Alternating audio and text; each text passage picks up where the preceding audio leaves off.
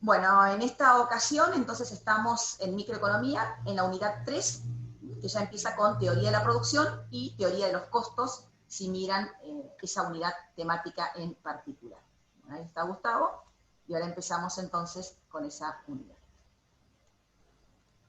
Dale, Bueno, Gustavo.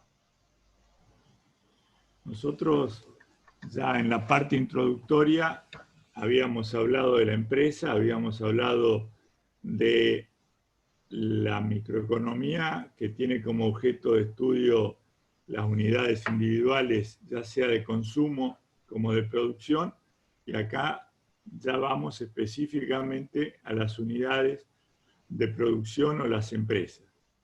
¿Qué es lo que vamos a ver hoy? Hoy vamos a tratar de empezar a desentrañar qué está dentro de una función de costos, cómo se compone una función de costos. Y una función de costos, requisito indispensable conocer los costos para después comparar con los ingresos e ir en busca de ese objetivo teórico y no tan teórico de la microeconomía, que era la maximización de beneficios. Acuérdense, los beneficios son un concepto residual entre ingresos y costos. Pero entonces, ¿qué tenemos que saber de costos? Y los costos tenemos que saber básicamente dos cuestiones. Los costos en realidad se configuran por dos elementos o por dos determinantes. Por un lado, cómo está trabajando una función de producción. Y por otro lado, el precio que tienen esos factores de la producción. Por un lado es cómo se produce y por otro lado el precio que tiene esos factores que estoy utilizando en la función. Y esto también nos remite a dos dimensiones que tenemos que ver el análisis económico. Uno es cuando estamos trabajando con variables reales que representan cosas, y otro cuando estamos trabajando con variables nominales monetarias, que representan obviamente pesos. Entonces, ahora vamos a focalizarnos qué pasa dentro de una función de producción. Y de función de producción hay muchas definiciones, pero tal vez la más entendible es de explicarlo como una suerte de caja negra, como una suerte de un procesamiento que se produce cuando hay un input, un ingreso de factores de la producción, y por el otro lado se genera un egreso o un output de bienes y servicios. Es decir, ¿qué es lo que pasa ahí adentro? Es un poco el modelo teórico que vamos a ver. Modelo, acuérdense, simplificación de la realidad de una función de la producción típica desde la microeconomía. ¿Qué tenemos que ver qué pasa con los factores de la producción? Los factores de la producción, ustedes ya saben, son básicamente cuatro: la tierra o naturaleza, el capital, el trabajo y la habilidad empresaria o el aporte del empresario como tal. Entonces, visto qué pasa cuando se incorporan y cómo salen, y ahí tenemos que ver que el espacio temporal en el que nos situamos. O sea, cuando hablamos de función de producción, fíjense, se habla de corto plazo y largo plazo. Es decir, en la palabra corto plazo y largo plazo tiene un encuadre teórico según en qué disciplina lo estemos tratando. Una cosa, el corto plazo y largo plazo, una cosa es en la política. Otra cosa es en la contabilidad, ¿se acuerdan? Corto plazo o corriente, menos de un año, largo plazo, más de un año. Cuando nos situamos en el razonamiento económico, corto plazo y largo plazo no refiere a un periodo cronológico de tiempo, sino que refiere a un marco temporal. Entonces, a ver, Silvia, ayúdame, ¿qué es lo que pasa en el corto plazo y qué pasa en el largo plazo? Bien, ahí apareció.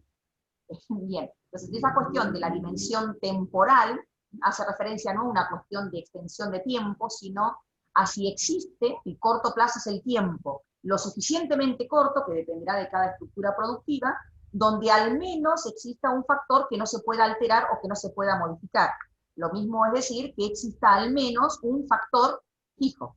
Mientras que el largo plazo ya sería el tiempo lo suficientemente largo, esta cuestión suficientemente largo de acuerdo a la estructura productiva, donde todos los factores puedan ser modificados o todos los factores puedan comportarse como factores variables.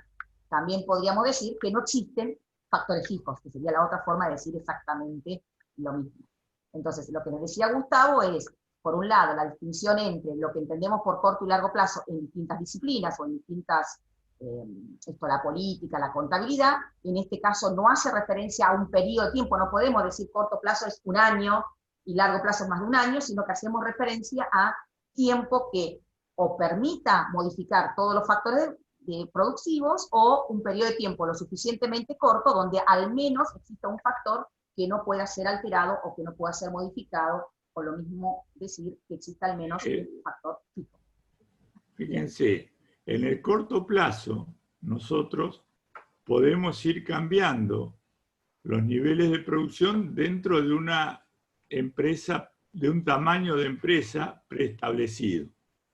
En cambio, en el largo plazo ya va cambiando todo el tamaño de la empresa. Entonces, son dos análisis que merecen un tratamiento distinto. Ahora vamos a empezar con un modelo. Otra cosa que conviene aclarar es que convencionalmente, ustedes cuando lo vean en su proyecto de inversión se van a dar cuenta, los factores tierra o recursos naturales, capital, ¿sí? O lo que sean los bienes que ayudan a producir otros bienes, y las habilidades empresarias, normalmente para determinado tamaño de empresa revisten el carácter de factores fijos, ¿no? Esos 13, y el trabajo es el que por definición adquiere, según donde lo estemos situando, casi siempre la característica de factor variable. En el largo plazo, obviamente, pueden cambiar cualquiera. Dentro del esquema que vamos a ver ahora, modelo simplificado, nosotros decimos, una función de producción, ¿qué es? Una función de producción es una relación entre un resultante de la función y la evolución de un montón de variables, que son todos los distintos factores que vamos a ir incorporando, fijos y variables. Eso, operacionalmente, como sistema de ecuaciones, es tremendamente complejo de manejar, si no imposible.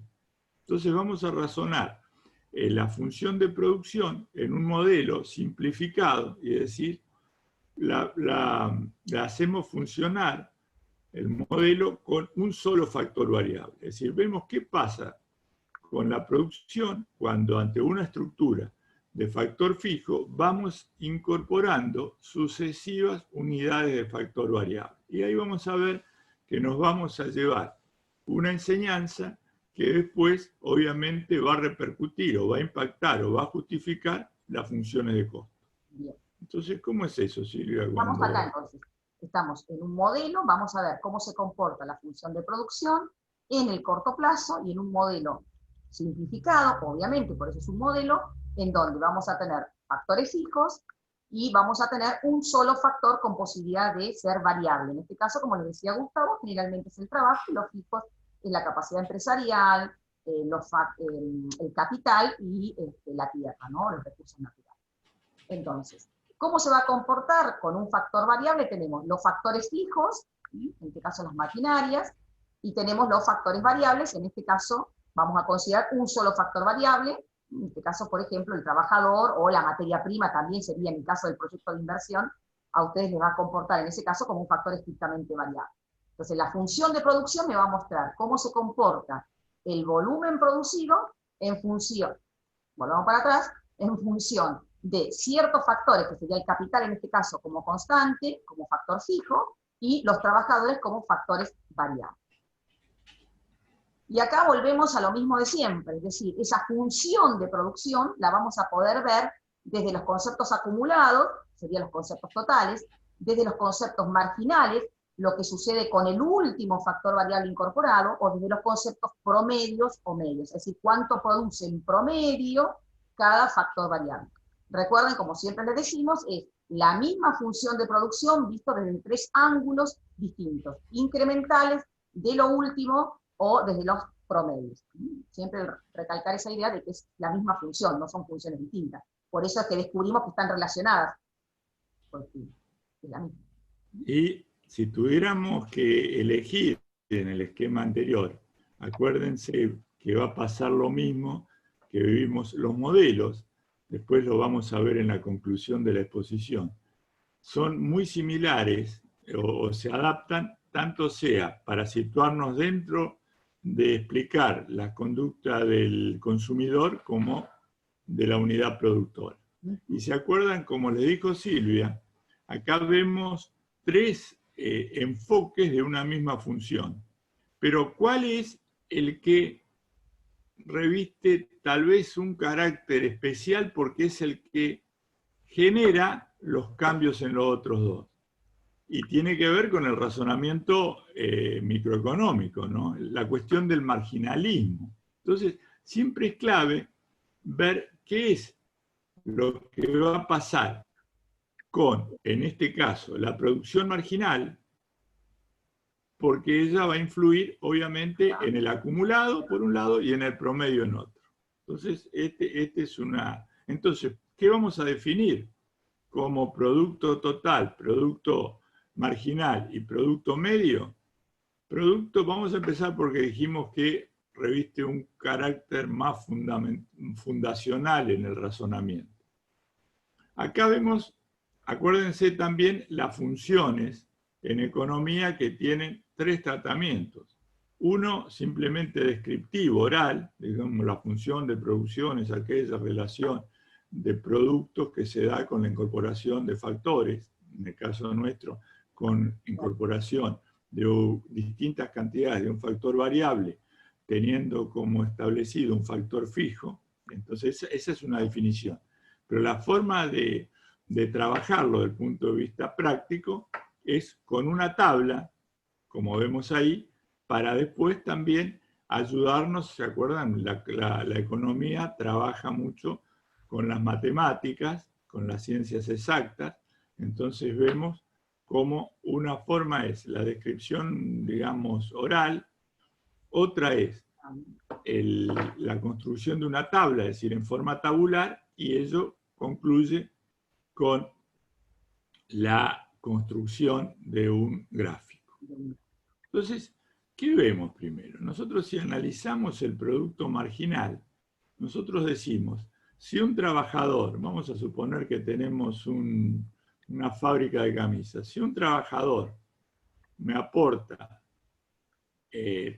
300 camisas al mes, 2 trabajadores, sería lógico que me reporten cuánto. Intuitivamente decimos, lo lógico sería, si uno da 300, otro 2, 600, 3, 900, pero vemos que tienen un comportamiento distinto acá. Si vemos cómo va evolucionando el producto total, obviamente parte de 0, porque si no hay factor variable no hay producción. Entonces vemos que cuando hay una cantidad de factor variable, en este caso trabajadores, se producen 300 unidades de producto. Para el ejemplo nuestro, camisa. ¿Y qué pasa cuando hay 2 trabajadores? Se produce más que el doble, 700. Entonces vemos que ese segundo trabajador aportó más. ¿Por qué puede pasar esto? Y no hay una relación directa. Porque acuérdense que acá, sin ver, está el factor fijo. Entonces, 2 unidades de factor variable se distribuyen mejor el trabajo, se reparten mejor las tareas. Esto lo hablaba ya Adam Smith. Entonces pueden producir 2 más que el doble de 1. Después, o sea, ¿cuánto me aportó ese trabajador ese segundo trabajador, al total, que el total es el acumulativo, aportó 400 camisas más. Y fíjense qué pasó con el tercero.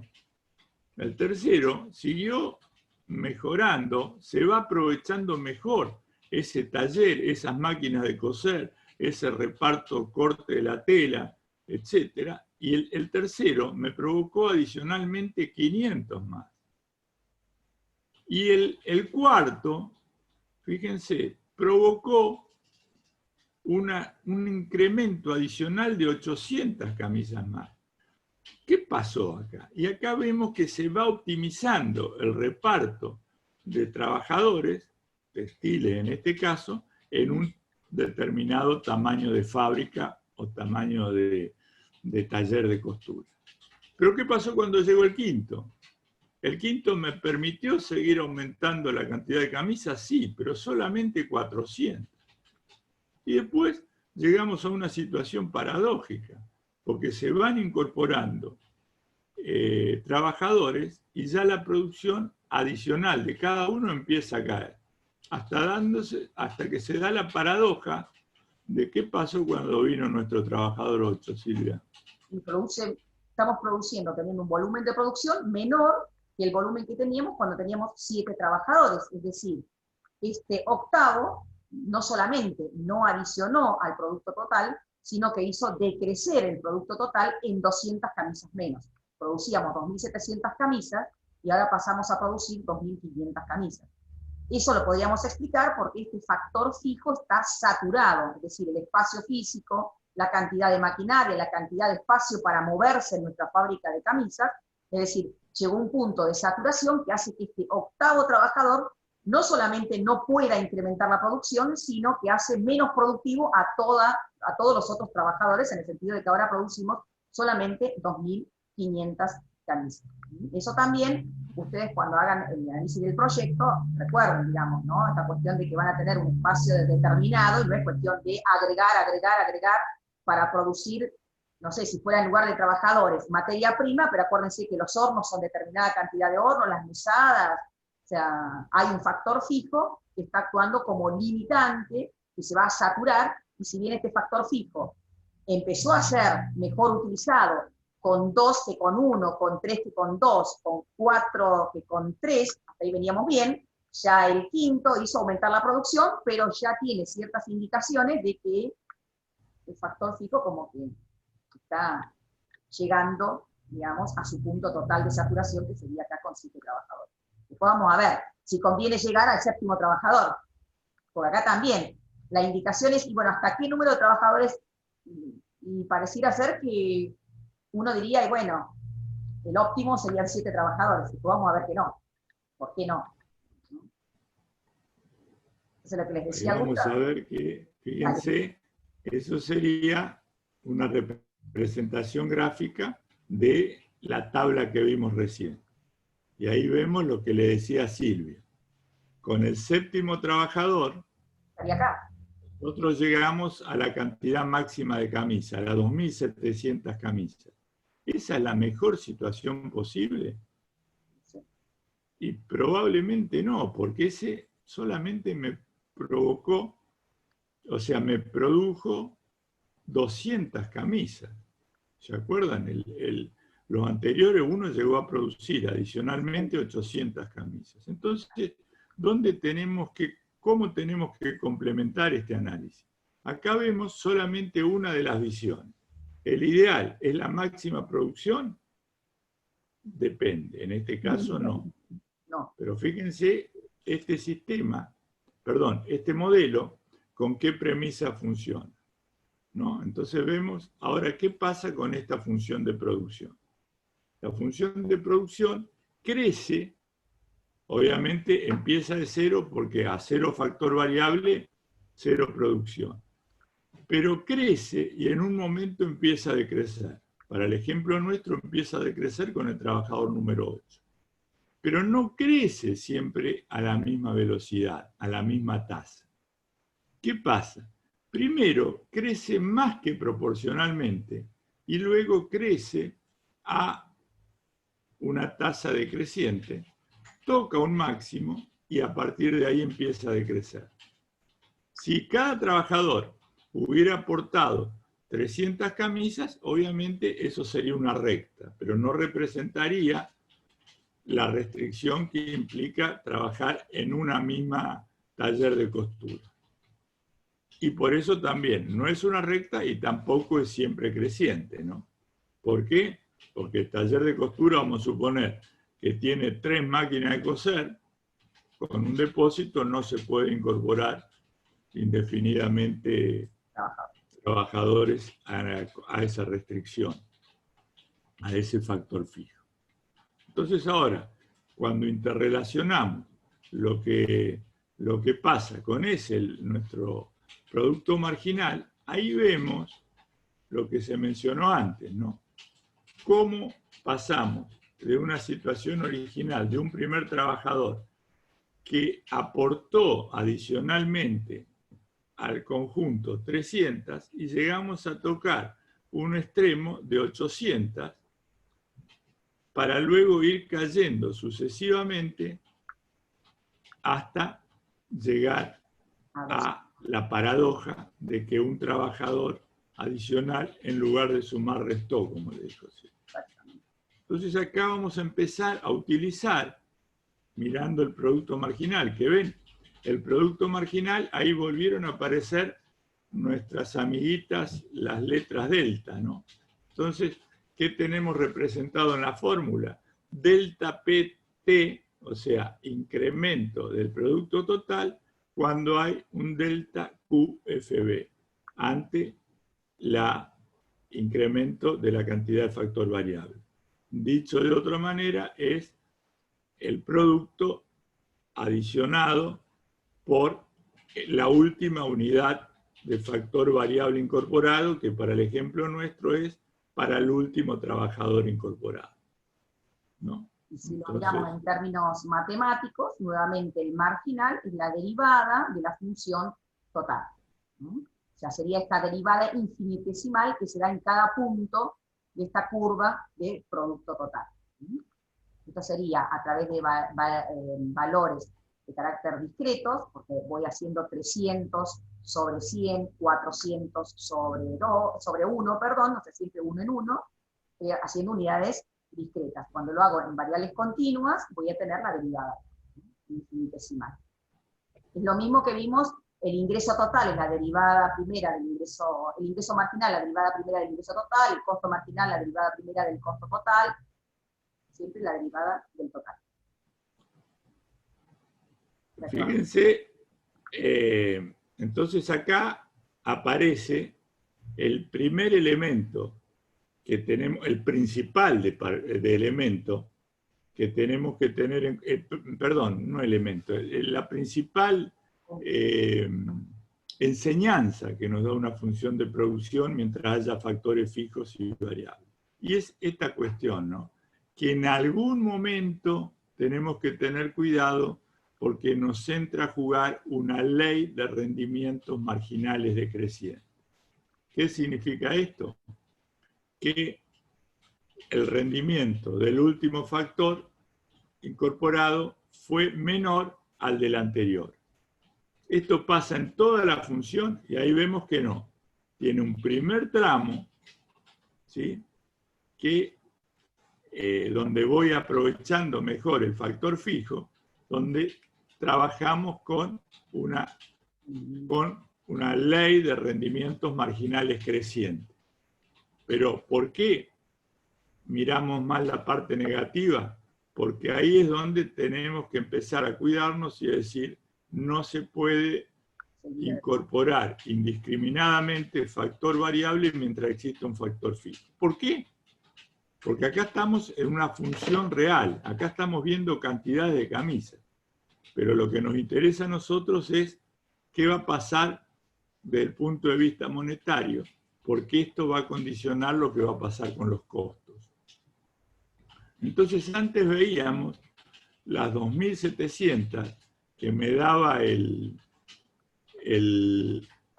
trabajador 7 como un objetivo, y ahora vemos que el que más aportó adicionalmente es cuando incorporé el cuarto, que fueron las 800. ¿Cuál de esas dos son las mejores situaciones? Y bueno, ahora vamos a ver que en realidad no es ahí donde tengo que poner la medición, sino que es en otro lado. Ninguna de esas dos es la mejor situación posible. ¿Cuál es la mejor situación posible? Acá está lo que les decía Gustavo recién, cuando la relación entre el producto total y el producto marginal, lo que muestra la ley de los rendimientos marginales decrecientes. La productividad marginal crece, en este caso está el trabajador cuarto, la incorporación del trabajador cuarto. A partir del cuarto ingreso de trabajadores, cada trabajador aporta todavía al producto total, lo hace crecer, pero cada trabajador aporta menos que el anterior, ¿no? Hasta el 7, y después ya el 8, en lugar de aportar, generaría una menor producción. Entonces, cuando el producto marginal, lo que adiciona cada trabajador, es de signo positivo, ya sabemos que el producto total crece. Siempre que un marginal es positivo, acumula positivamente en el total. Cuando el marginal es negativo, como en el caso de este trabajador octavo, hace que su compañero, el producto total, decrezca. Y lo que les decía, cuando el producto marginal es 0, el producto total estaría en su máximo. La pregunta que hizo recién Gustavo es, bueno, entonces, ¿hasta dónde me convendrá producir? Por los dos puntos que tenemos acá. ¿Será hasta acá? ¿O será hasta acá, digamos, ¿no? O sea, ¿incorporo hasta el cuarto o incorporo hasta el 7? Bueno, todavía tenemos que incorporar la otra función, que es la que nos va a dar esa información. En principio, ya dijo Gustavo, parece que no es ninguno de esos dos puntos. ¿Por qué? Bueno, acá tienen la etapa de los rendimientos marginales crecientes, pero cuidado, a medida que yo agrego factores variables, como tengo un factor fijo, un factor que me está limitando y que se va a saturar de factores variables, la productividad marginal crece hasta el trabajador cuarto. A partir del cuarto trabajador, la productividad marginal entra en la etapa de los rendimientos marginales decrecientes, pero todavía positivos, y si seguimos insistiendo, incorporando factores variables, vamos a entrar en la etapa de los rendimientos marginales negativos, ¿no? Que van a hacer caer el producto total. Acá pareciera que, bueno, ya no vamos a llegar, pero ¿por qué? ¿A qué falta incorporar? Al medio. ¿Cómo lo incorporamos al medio? Claro, fíjense que acá incorporamos al tercer enfoque la misma función. Acá vemos el promedio. Entonces, fíjense que nos pasa lo mismo, por analogía, ya lo habíamos mencionado, nos pasa lo mismo que con las calificaciones. A nosotros no nos interesa tener una gran suma de calificaciones acumuladas. No nos interesa por ahí el resultado de una sola evaluación. ¿Qué es lo que nos interesa? Nos interesa la mejor combinación, es decir, el promedio más alto. Entonces acá vemos que en realidad el promedio va subiendo, impulsado por esos rendimientos marginales decrecientes. Después, los rendimientos marginales empiezan a bajar, pero el promedio sigue teniendo una inercia creciente porque después vamos a ver cuál es la relación entre los medios y los totales. Y en un punto, el promedio llega a su máximo. Y entonces, eso vamos a ver que es la mejor situación posible. ¿Por qué? Porque cuando llegamos a ese trabajador número 4, es cuando tenemos la mayor cantidad de camisas por trabajador. ¿Por qué esto es importante? Camisas por trabajador. Porque lo tenemos que comparar la camisa con la cantidad de sueldos que vamos a pagar, con la cantidad de salarios que vamos a pagar. Entonces ahí vemos que es la mejor relación trabajador-producción. ¿Ven la línea azul? Primero, ¿por qué la línea azul va creciendo?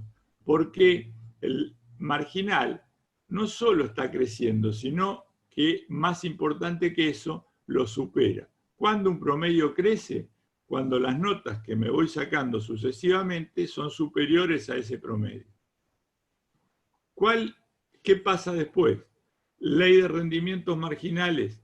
decreciente ya acentuada, empieza a decrecer fuertemente y me tira el promedio para abajo. ¿Cuál es mejor situación posible? Cuando tengo el promedio en su punto máximo. Y se acuerdan, cuando hablamos acá, ¿qué tenemos? Cantidad de factor variable, cantidad de trabajadores en el eje horizontal y cantidad de productos en el eje de las ordenadas, en el eje vertical. Entonces, ahí vemos que estamos maximizando la relación, pero en unidades reales, en cantidad de cosas. ¿Por qué? Porque esto después va a impactar cuando lo correlacionemos con el análisis monetario o nominal, que son de los costos. Esta es la mejor situación posible desde el punto de vista de las variables reales. La mayor cantidad producida de camisas, en nuestro caso, por trabajador incorporado. En realidad no estaba ni en este punto. ¿Se acuerdan que decíamos primero, bueno, podría ser que quizás el mejor punto, la mejor combinación de factores sea donde el producto marginal esté en su máximo, pero nos perderíamos de incorporar a estos trabajadores que estarían acá en este pedazo, que si bien tienen productividad marginal menor que la anterior, todavía harían subir el promedio de producción por cada factor variable. Y por supuesto, no convenía llegar al producto total máximo, porque haría bajar, como ya la productividad marginal sería menor que el medio, tiraría para abajo el promedio de camisas por cada trabajador. Entonces, no era ni acá ni acá. La mejor combinación de factores, desde el punto de vista de producción en términos reales, en términos de físicos, se va a dar cuando yo logro la combinación que permita obtener el promedio de producción por cada factor variable más alto posible, que sería acá, el óptimo tiempo. Bueno, esta es una que ahora va a quedar plasmada en una diapositiva, que siempre existió, digamos, este gráfico, y esto lo hablo yo porque es una incidencia, digamos. Es una pregunta típica de Gustavo en los finales, ¿no? Que él dibuja una función de este tipo, y, o en algunos casos dice, bueno, ¿por qué una función de producción no puede ser siempre lineal? Digamos, ¿no? Y no podría ser siempre lineal porque hay un factor fijo, y no puede ser que cada factor variable siempre agrega a la producción lo mismo que el anterior, porque en primero va a estar desperdiciado el factor fijo, y después el factor fijo va a estar saturado, o sea que el grado de utilización del factor fijo va a cambiar con el primero y el segundo trabajador que con el 7 y el 8, o el 6, el 7 y el 8, ¿no? Entonces esa sería la explicación. Pero a veces él les dibujaba o les dibuja una función de producción que suele tener este trazado. Esto siempre existió entonces en términos de papeles privados, pero bueno, ahora dado que nos hemos vuelto más buenos por la cuestión de la pandemia, es esta la figura, ¿no? Es una función de producción que parece que acá es bastante igual a la que veníamos tratando, luego parece que acá hay una línea recta, y luego sigue con el tratamiento, el trazado habitual. Ya sigue creciendo, parece que llega a un máximo, y seguramente iba a seguir decreciendo. O sea que acá parece que hay algo distinto, ¿no? La pregunta es, o la pregunta era en ese momento, ¿qué se puede decir de esa función de producción? ¿No? Porque acá parece que no se pasa, fíjense, que acá esto pasaría de rendimientos marginales crecientes, ¿no? Como la anterior, a rendimientos marginales, si uno mira la anterior, era rendimientos marginales crecientes, perdón, llegó al máximo, llegó al máximo y empieza a decrecer, y eso hace que la función de producción tenga la forma tradicional. Acá hay una parte de la función de producción que es una línea recta. O sea, ¿qué pasó? Sería, ¿no? Entonces, ¿qué pasó en este punto? Que la empresa tiene rendimientos, el marginal, ese es este que está con azulcito y después tiene una partecita roja, rendimientos marginales crecientes. Perfecto, hasta ahí venimos con la ley de los rendimientos marginales, que primero es creciente, y me dice, tened cuidado, porque de creciente vas a pasar a decreciente. Pues acá la empresa hay que con la incorporación del cuarto hasta el sexto trabajador, tiene rendimientos marginales constantes. No me pregunten por qué el Excel no lo hace totalmente recto, yo no lo veo totalmente recto, pero acá, tanto el cuarto al quinto aportó 800 camisas más, pero cuando yo incorporé del quinto al sexto también aportó 800 camisas más. Es decir, hay una etapa de rendimientos marginales constantes que es lo que hace que el producto total crezca en forma de una línea recta, y luego sí entra en la etapa de los rendimientos marginales decrecientes. Lo cual pareciera ser que es más razonable. Yo siempre digo chistosamente, ¿no? Porque si no pareciera ser de que el quinto en la función tradicional es como que entra enyectado, sería, ¿no? O sea, venían todos subiendo y que entró el quinto. Es más razonable decir que quizás hay 2 o 3 trabajadores más que pueden tener rendimientos marginales constantes. Lo que pasa que, ¿qué es lo que dice? Y por eso es un modelo lo anterior. Muestra, y lo que me dijo Gustavo, la enseñanza. Cuidado con agregar a lo tonto factores variables, porque en algún momento les va a jugar la ley de los rendimientos marginales deficientes, ¿no? Acá también juega. No es que yo la obvié en el dibujo, porque acá, después del sexto, no sigue rendimientos marginales constantes y línea recta creciente. Pero bueno, me dio como un respiro, sería, ¿no? Esto es una incidencia que ya va a quedar de por vida. Lo lamento. Ese concepto, digamos, si alguno es muy memorioso, no lo habíamos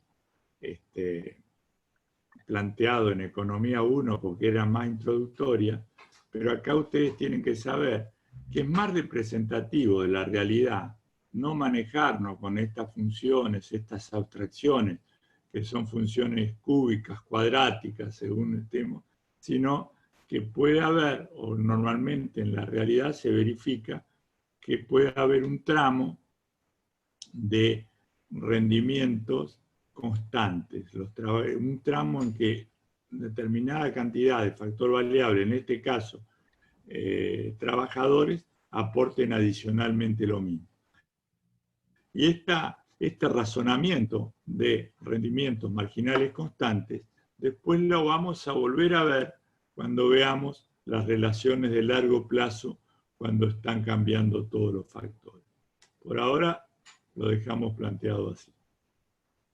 Y acá también, quizás otra incidencia, ¿no? Está bien, dijimos que el producto total no es una recta, pero bueno, y si fuera una recta, o sea, ¿qué estaría implicando que el producto total pudiera ser una recta? O sea, ¿qué implicancia? ¿O cómo yo puedo leer que este producto total sea una línea recta? Que tengo rendimientos marginales siempre constantes. Habíamos dicho que es bastante improbable porque siempre voy a tener algún factor fijo que me está limitando, pero ahora con las producciones o las cuestiones más bien de venta de servicios, por ahí no hay tantos factores fijos de carácter limitante. Entonces uno podría pensar, qué sé yo, las ventas por internet, donde las estructuras de venta no requieren una oficina con escritorios, más con el teletrabajo ahora, digamos, donde contrato a uno más enseguida y ya tengo la computadora y tengo un nuevo vendedor. El producto total podría ser una línea recta, y eso implicaría que el producto medio y el producto marginal, ustedes saben, si el producto marginal es la derivada del producto total, la derivada del producto total o la pendiente, en el caso de una recta, es una constante. Entonces tendríamos productividad marginal constante y sería igual al producto medio. Y acá no se cumpliría la ley de los rendimientos marginales decrecientes. Como le dijo Silvia, eso, digamos, podría eventualmente, haciendo un esfuerzo mental importante, verificarlo en algún caso en la realidad, pero ¿con qué condición? Con que estemos hablando de una inexistencia de un factor fijo, ¿no? Como que todos los factores fueran variables. Y aún en ese caso, también es difícil de verificar en la realidad, porque aparte de no existir un factor fijo, ¿qué otra cosa tendría que existir? Una productividad constante. Eso sería realmente difícil de imaginar, ¿no? Sería, por un lado, no habría factores fijos y de cada factor variable sería, no sé, como si fueran factores variables, serían robots que producen todo lo mismo y voy sumando robots y voy. Pero bueno, simplemente es explicar la asimilación, la difícil asimilación a la realidad que tienen estos modelos o abstracciones teóricas, ¿no? Que después lo vamos a ver cuando metamos las narices más en el proyecto. Bueno, y esto es con lo que Y habíamos por visto. último, Bien, esto ya a lo los habíamos visto. efectos más, un poco más de esta cuestión del razonamiento económico. Fíjense de cómo se construyen los modelos. Vemos acá que podemos hacer funcionar, valga la redundancia, un esquema de producción con dos factores variables, no con uno. Y en este caso vamos a ver una estructura de razonamiento que ustedes ya la habían visto en la teoría del consumidor, pero readaptada a la teoría de la unidad productora, de la empresa. Fíjense, ahora van a empezar a ver conocidos, ¿no? Entonces vemos que si el trabajo, el factor variable, fuera perfectamente divisible, y el factor, en este caso los dos factores son variables, normalmente, convencionalmente, la K esa es de la nomenclatura sajona, que significa más capital, ¿no? Y la L, que tiene que ver con labor, es la que representa el trabajo. Y vemos que cuántas combinaciones, si fueran perfectamente divisibles, habría de dos factores, habría infinitas. ¿Sí? ¿Eso se acuerdan haberlo visto antes? Y si esas infinitas las unimos, las relacionamos con, o sea, serían una representación gráfica, una infinita sucesión de puntos. Si veríamos qué combinaciones tienen un atributo común y decimos, bueno, pero eso van a representar esas distintas cantidades de factor, van a representar distintas cantidades producidas. Entonces vemos, digamos, uniendo los puntos que representan un mismo nivel de producción, ¿y con qué nos encontramos? Nos encontramos con una curva con determinadas características. Fíjense, esa curva se llama isocuanta. Si analizamos terminológicamente el concepto, iso igual, cuánta cantidad, misma cantidad. Y vemos que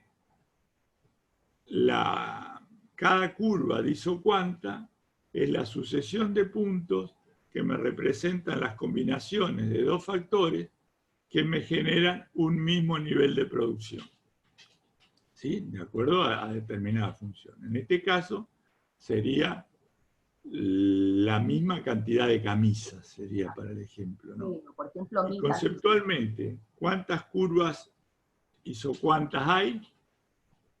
Y si se corresponden o surgen de infinitos puntos, habrá infinitas curvas de isocuanta. ¿Y qué curva preferiremos nosotros, Silvia, de las infinitas? Bueno, acá tienen las ¿Cuál características. elegiremos? Si ustedes miran, Bueno, claro, las características, si ustedes explicarle miran, las esto características. ya lo vi, ¿no? O Bien. sea, primero si ustedes miraron esto, dicen, esta ya la vi, esta curva. Acá también hay, siempre recuerden, y esto también es otra incidencia, ¿sí? Los ejes. Cantidad de un factor productivo, en este caso capital, cantidad de otro factor productivo, en este caso trabajo. La que conocimos parecida a esta, tenía bien acá, bien Y, y acá bien X. Entonces, es la misma en cuanto visualmente es la misma como curva, pero si ya abro un poquito más, ya encuentro dos cosas distintas. Entonces, distintas combinaciones con el mismo nivel que permiten generar el mismo nivel de producción. Por eso es Q. En la otra que conocimos en el consumidor, acá no sería Q, sino sería utilidad, por ejemplo, ¿no? Un cierto nivel de utilidad. Entonces, ¿qué características tienen? Es dependiente negativa, porque de vuelta, para obtener el mismo nivel de producción, si yo agrego de un factor, se supone que voy a tener que sacrificar del otro, porque si agregara de los dos, no voy a poder tener el mismo nivel de producción, sería ilógico, estaría con un nivel de producción más alto. Entonces, para producir el mismo nivel de producción, si sacrifico de un factor productivo es porque estoy agregando del otro.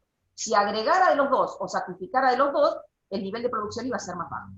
Son convexas respecto al origen. Ahora vamos a ver, porque de vuelta esa tasa, esa relación de cambio que yo tengo entre los dos factores productivos, va a ser que tenga también otra característica que sea decreciente a medida que yo me voy moviendo de un punto a otro de la isocuanta. Lo que les decía Gustavo, hay en el plano infinitas combinaciones, ¿no? O sea, infinitas curvas de isocuanta. Y por supuesto, las más alejadas al origen, ¿sí?, implica tener más, en la función de producción, más de capital y más de trabajo. Por lo tanto, más alejadas del origen implica un nivel de producción más elevado. Y después, no se cortan entre sí, porque nuevamente, si cada isocuanta me implica un cierto nivel de producción, no podría tener dos isocuantas que tengan el mismo nivel de producción. Como verán, el análisis es muy parecido a lo que vimos en el enfoque ordinal en el tema del consumidor. Por no decir que es lo mismo, pero cuidado, y después algún día van a entender por qué les digo, ¿sí?, con no engañarse que es lo mismo en cuanto a razonamiento, porque tiene la misma forma, pero en cuanto a significado, hay que prestar atención a esto. Distintas combinaciones de al menos dos factores productivos que me generan el mismo nivel de producción. La otra era dos combinaciones, dos bienes que le generan el mismo nivel de satisfacción. Eso también son todas incidencias que no debería, pero debo. Me debo servir. Y ahora vemos un poco el mismo razonamiento, como le decía Silvia, y acá vemos que nos ponemos a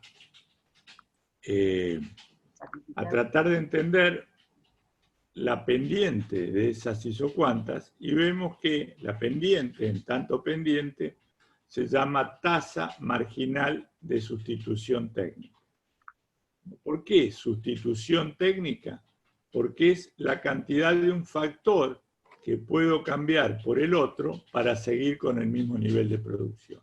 Y se da esa cuestión de que los factores se necesitan mutuamente. Entonces uno va a estar dispuesto a sacrificar más, fíjense en el eje vertical, del factor que más tiene por una unidad adicional del factor que menos tiene. Si yo tengo 4 máquinas de coser y no tengo ningún trabajador, voy a estar dispuesto a sacrificar para incorporar un trabajador más. Por carácter inverso, pasa al revés. Si tengo muchos trabajadores, pero no tengo cómo emplearlos, no tengo ese factor capital donde utilizarlo, estaré dispuesto a achicarme en la cantidad de trabajadores del eje horizontal para una unidad adicional del factor del que más carezco, que es en este caso el factor capital. Entonces vemos que se repite exactamente la misma razonamiento que en el modelo del consumidor. Y acá se vuelve a repetir, porque como le dijo Silvia, cuanto más alejadas están esas infinitas curvas del origen, más nivel de producción voy a tener. Entonces, ¿cuál de esas curvas preferiré? Preferiré la más alta, pero ¿con cuál me quedaré? Me quedaré con la que puedo, ¿sí? Así como decíamos, teníamos infinitas curvas de indiferencia. ¿Y con cuál nos quedábamos? La que nuestro ingreso nos permitía, en tanto los precios que tenían en ese caso los bienes. Acá también nos va a pasar lo mismo. ¿Qué curva nos vamos a quedar? Así, antes era, depende de lo que teníamos para gastar, decía el consumidor. Y acá en la empresa pasa lo mismo. Depende de lo que la empresa tenga para gastar. ¿Y qué es lo que la empresa tiene para gastar? Un presupuesto de costo. Una restricción respecto de los costos. Y acá ven, la línea violeta me marca dos áreas. Un área inferior, donde puedo tener distintos niveles de producción, y un área superior, donde no puedo acceder a esos niveles de producción porque tengo esa restricción, también presupuestaria. Esa recta, que antes se llamaba recta balance, ahora me representa las distintas combinaciones de dos factores de la producción que puedo tener con un mismo monto de costo total dado. ¿sí? Entonces ahí vemos lo que antes llamábamos recta balance, ahora se llama curva de ISO-costo. Volvemos a las palabritas. ISO igual costo. Entonces, la curva de ISO-costo me va a decir qué distintas cantidades de capital y de trabajo puedo ir teniendo en cada caso con un mismo nivel de costo. ¿Y de qué va a depender las cantidades? Como siempre en economía, las cantidades muchas veces están interrelacionadas con los precios. ¿Qué cantidades de trabajo puedo tener con un costo dado? Y acá sí vale la respuesta esa que tanto le damos. Depende de qué, del precio, del factor trabajo, es decir, depende del nivel de salarios que esté pagando. ¿Qué cantidad de factor capital podemos tener? Volvemos a utilizar esa palabrita, depende de qué, del precio de ese factor capital que talarre por renta, ¿no? Entonces vemos cómo se repite exactamente el mismo análisis. Y ahí lo que les marca a ver, vamos a descomponer. Arriba tenemos lo que se llama la ecuación de la curva de ISO-costo en forma explícita, bueno, en los dos lados están. En el caso lo tenemos planteado en forma implícita, pero abajo lo tenemos planteado en forma explícita. Y esta, digamos, es una función de producción con dos factores variables y está expresada, una función de costos con dos factores variables y está expresada como una ecuación de la recta. Entonces, la primera parte que representa, bueno, hacerle la analogía, ecuación de la recta y concepto de producción. Del consumidor. ¿Se acuerdan? En el consumidor nosotros decíamos renta del consumidor era igual al precio del bien X por la cantidad de X más el precio del bien Y por Y. Es decir, cuánto podía consumir con su renta de X y de Y, de acuerdo a los precios de los bienes. Era en forma implícita. Y en forma explícita decíamos la renta, Y era igual a renta dividido el precio de Y menos precio de X sobre precio de Y, X. Y decíamos lo mismo. ¿Qué era renta sobre el precio de Y? Y el valor de la ordenada al origen. Era la cantidad máxima de Y que podía comprar el consumidor si no compraba nada de X. En términos matemáticos, ordenada al origen. ¿Se acuerdan que este puntito lo calculábamos haciendo renta dividido el precio de X, que se llamaba cantidad máxima del bien X que podría comprar si no se compraba nada de Y? Y acá me quedaba P de X sobre P de Y, la relación de los precios. ¿Se acuerdan que era la tasa marginal de sustitución del mercado? Cómo se intercambiaban los bienes en el mercado en forma objetiva, se intercambian en función de su relación de precios. Y ven que acá queda una fórmula igual, nada más que en lugar de renta del consumidor está el presupuesto de la empresa, el costo total que va a presupuestar esa empresa en particular, sobre el precio del factor capital. Menos queda la relación entre el precio del trabajo sobre el precio del capital, que va a ser la pendiente de esta ISO-costo. Nuevamente, fíjense, la pendiente es una relación de los precios. Nada más que en el consumidor era el precio del bien X y el precio del bien Y, y acá para una empresa es la relación de los precios de los factores productivos. Bien. Y ahora, ¿qué pasa? Si cambiamos, es lo mismo. Vemos el mismo esquema de variaciones. O sea, antes teníamos un enfoque eminentemente estático y ahora hacemos un enfoque estático-dinámico. Y vemos que cuando cambia el presupuesto ¿qué es? Cuando cambia lo que puedo gastar en costo total, se produce un desplazamiento paralelo de las distintas curvas de ISO-costo. ¿Por qué? Porque lo que cambia, miren acá en la ecuación explícita, lo que cambia es la ordenada al origen. En realidad, la cantidad máxima de los dos factores. ¿Y qué es lo que no cambia? ¿Por qué es paralelo el desplazamiento? porque se mantiene constante la relación de precios. Se mantiene constante la relación de precios, que era esa tasa de sustitución de los factores, del precio de los factores, que la daba el mercado de los factores. Entonces, el desplazamiento tienen exactamente la misma pendiente. En el caso contrario, fíjense que ahí lo que cambia es la pendiente. Fíjense ahí que ven lo que pasó. Yo tenía una situación C1 y paso a una situación C2. Y C1 y C2, ¿qué son? Cantidades máximas de trabajadores que puedo tener con un mismo nivel de costos. Entonces, si yo pasé de la isocosto que llegaba a C1 a C2, ¿qué fue lo que pasó? Cambió la pendiente claramente. Cambió la pendiente y me permite tener con el mismo costo, me permite tener una cantidad mayor de trabajadores. ¿Cómo lo traducimos eso?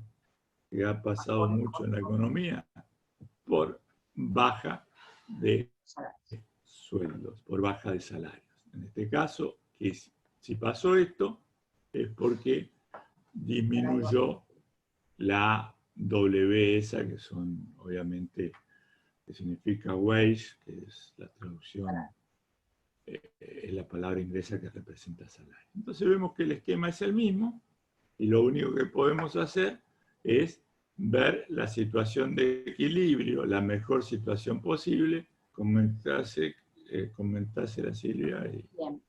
Acá tienen entonces, la pregunta es, nuevamente, tengo infinitas curvas de isocuantas, la de cantidad 1, 2.000, 3.000, 4.000, 5.000 camisas, distintas combinaciones de capital y de trabajo que me permiten generar estos distintos volúmenes de producción. Y la pregunta es, bueno, ¿hasta qué curva hasta qué curva de isocuanta voy a poder alcanzar? Eso depende, dijimos, de nuestra isocosto, es decir, del nivel de costo que tengamos presupuestado y del precio de los factores de la producción. Si esta fuera la isocosto, de un cierto nivel de costo presupuestado, podemos alcanzar el nivel de producción 4. Acá también es la curva de isocuanta más alta o más alejada posible del origen que podamos tocar. Porque uno diría, en esta verdecita, también nos gastaríamos toda la plata con esta combinación de capital y trabajo. O acá también, porque es un punto en donde con esa combinación lograríamos ese nivel de costo. Pero ¿qué es lo que pasa? ¿Qué nos conviene? ¿La Q3 o la Q4? Y nos conviene alcanzar la Q4, porque queremos utilizar, vamos a ver ahora, minimizar los costos, digamos, ¿no? Entonces, tendríamos que producir, el nivel óptimo va a ser alcanzar este punto de tangencia de la isocuanta más alejada posible del origen con la isocosto. Entonces, volvemos exactamente a lo mismo que habíamos visto. Es decir, cuando la pendiente de la isocuanta sea igual a la pendiente de la isocosto. Si ustedes observan esto, nuevamente estamos en algo conocido. Variación de capital sobre variación de trabajo era lo que antes decíamos variación de un bien consumido sobre la variación del otro bien. Y acá estamos en la relación de precios. La relación de precios de los factores productivos en este caso y la relación de precios en el caso del consumidor. Y acá, si nosotros miramos, y fíjense, tenemos que la productividad marginal del trabajo sobre la productividad marginal del capital sea igual a la relación de W sobre R. Y fíjense que lo que queda acá abajo también es parecido a algo que vimos, ¿no? Que es el enfoque cardinal. ¿Se acuerdan que la utilidad marginal del bien X sobre el precio del bien X igual a la utilidad marginal de Y sobre el precio de Y igual a J acá, todos los bienes? Y acá también, ¿cuándo vamos a estar en nuestra mejor situación? Cuando la productividad marginal del último peso gastado en trabajo sea igual a la productividad marginal que me genere el último peso gastado en capital. Porque si a mí me generara, o como empresario me generara mayor productividad marginal gastar el último peso en trabajadores, dejo de incorporar capital y me convendría incorporar ese último peso en un trabajador. Siempre considerando, que Gustavo por ahí lo dijo adelante, digamos, esta idea de que los factores productivos sean perfectamente divisibles, ¿no? O sea, pero acá fíjense que volvemos, sí. Fíjense que siempre estos modelos en realidad, no se asusten, en el proyecto de inversión simplemente queremos transmitirle una forma de razonamiento económico. Cuando pasemos a la estimación de costos, no se van a aplicar tal como son, pero en ingeniería de la producción, en la ciencia de la producción, no tanto de la economía, sí son tenidos en cuenta. Y por ahí, tanto de este como del análisis anterior, se elaboran algún tipo de funciones desde el punto de vista más de la ingeniería. Hay una función que se llama Cobb-Douglas que tiene que ver, pero simplemente esto es para que vean el razonamiento. Y siempre tenemos el problema económico como una confrontación entre lo que depende de nosotros y lo que no depende de nosotros. ¿Se acuerdan? En la teoría del consumidor lo planteamos lo subjetivo contra lo objetivo. Mis gustos contra los precios del mercado. Y acá pasa de alguna manera igual. Las productividades marginales es lo que depende de mí, de cómo estoy produciendo en mi unidad productora, en mi fábrica. Y la relación de precios depende del mercado de los factores. Siempre tratamos de compatibilizar esas dos cuestiones, lo que depende de mí con lo que me da el mercado. Este es un razonamiento que se va a repetir cíclicamente en muchas oportunidades. Era simplemente para que ustedes vean la analogía, ¿no? Y esto, ¿se acuerdan? En el esquema que vimos antes, si íbamos cambiando la renta, íbamos viendo qué pasaba con esa curva que se llamaba renta-consumo. Si vamos cambiando los costos, esa unión de óptimos se llama la ruta o senda de expansión, que me va a marcar hasta qué punto me conviene seguir gastando más plata en costos, si eso me hace crecer mucho la cantidad óptima producida o me la hace crecer menos que proporcionalmente. Volvemos a repetir el mismo razonamiento. Así que y quedaría la analogía planteada y ya explicada. Nos vemos. Los dos tenemos, como le decía Silvia, ¿son iguales? Son iguales. Pero esto nos lleva a otra cuestión que es fundamental cuando operacionalizamos las funciones económicas. La representación gráfica va a estar bien o mal hecha según lo que pongamos en los ejes, según con qué variable estemos trabajando. Si no hubiera nada en los ejes, fíjense que son exactamente iguales. ¿Qué nos dice? Consumidor o empresa, bien capital, bien X, trabajo. Y después tenemos las igualdades, ¿no, Silvia? Dale. Bien, las relaciones. Entonces recuerden siempre esto, ¿no? La importancia de darle nombre a los ejes. Porque fíjense que son exactamente iguales, de hecho el gráfico está copiado, hasta las curvas son del mismo color. Lo que hace la diferencia para poder indicar eso es, para el consumidor son dos bienes, espero que vuelva para atrás, y para la empresa son los dos factores productivos. En el equilibrio tenemos la pendiente de la curva de indiferencia, que se llamaba tasa marginal de sustitución de los bienes, una cuestión subjetiva que depende del consumidor, tiene que ser igual a la pendiente de la recta balance, que era la tasa marginal de sustitución del mercado. Acá tenemos la relación de precios, y fíjense que acá tenemos la técnica, como recién les dijo Gustavo, esto depende de cómo organicemos nosotros la producción, de última tendría que ser también subjetivo, por decirlo de alguna manera, y acá tiene que ser igual a la pendiente de la isocosto, que es la relación de intercambio que da el mercado respecto a esos dos factores productivos, capital y trabajo. Y finalmente, adelanto del próximo capítulo, queda acá.